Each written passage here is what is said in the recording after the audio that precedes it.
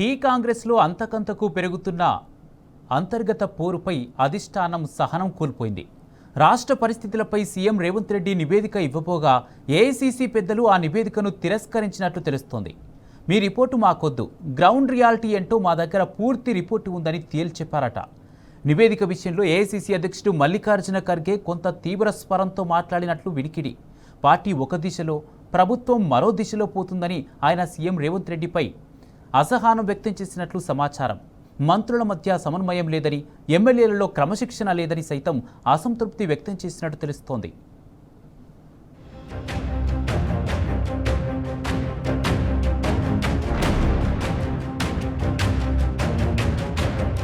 ఢిల్లీలో అధిష్టానం పెద్దల దగ్గర సీఎం రేవంత్ రెడ్డికి అక్షింతలు పడ్డట్టు తెలుస్తోంది.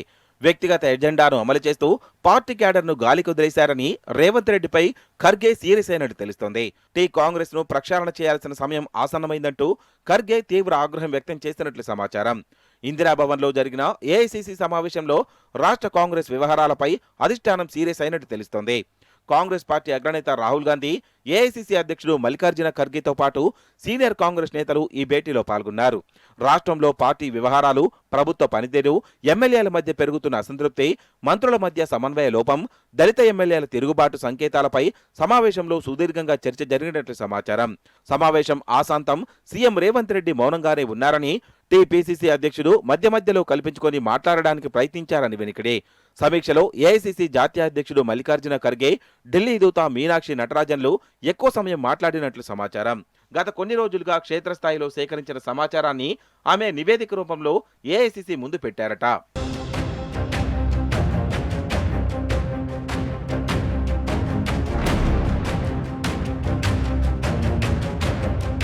అయితే ఇది రాత్రి తన్నుకొచ్చిన ఆవేశం కాదని, గత 2 వారాలుగా తెలంగాణ వ్యవహారాల ఇన్ఛార్జ్ మీనాక్షి నటరాజన్ చేసిన వరుస సమీక్షల ఫలితమేనని కాంగ్రెస్ వర్గాలంటున్నాయి. రాష్ట్రంలో కాంగ్రెస్ ప్రభుత్వం 2.5 ఏళ్లు పూర్తి చేసుకున్న సందర్భంగా అధిష్టానం నేరుగా జోక్యం చేసుకుని వరుస సమీక్షలు నిర్వహించింది.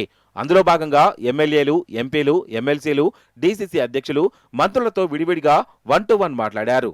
తద్వారా సంస్థాగత పరిస్థితులు, సర్కారు పనితీరు, పార్టీ, ప్రభుత్వాల మధ్య సమన్వయం, జిల్లా స్థాయి నాయకుల్లో విభేదాలపై ఆమె నేరుగా అభిప్రాయాలు సేకరించారు.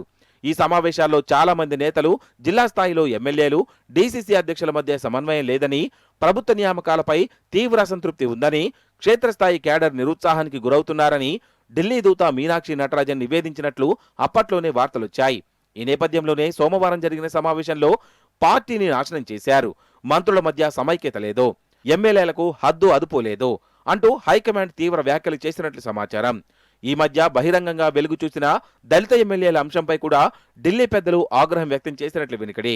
దళిత ఎమ్మెల్యేలను ఎగదోస్తున్న వాళ్లు ఎవరో మాకు తెలుసంటూ ఈ పరిణామాలను అత్యంత తీవ్రంగా పరిగణిస్తున్నామని సమావేశంలో స్పష్టం చేసినట్లు సమాచారం.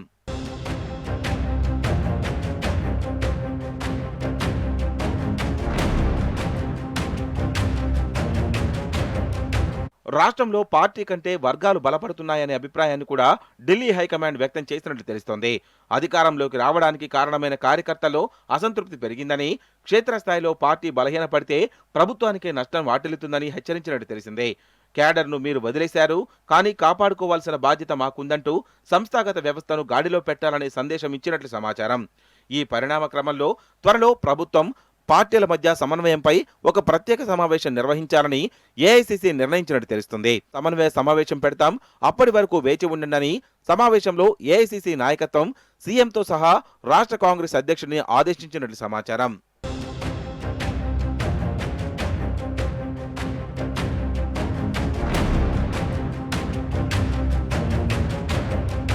ఢిల్లీలో విద్యార్థులపై జరిగిన లాఠీ చార్జిని నిరసిస్తూ హైదరాబాద్లో కాంగ్రెస్ నిర్వహించిన కొవ్వొత్తుల ర్యాలీలో సీఎం రేవంత్ రెడ్డి తన వ్యక్తిగత ఇమేజ్ పెంచుకోవడానికి ప్రాధాన్యతనివ్వడంపై మీనాక్షి నటరాజన్, టీపీసీసీ అధ్యక్షుడు మహేష్ కుమార్ గౌడ్ వేరువేరుగా అధిష్టానానికి ఫిర్యాదు చేసినట్టు తెలుస్తోంది.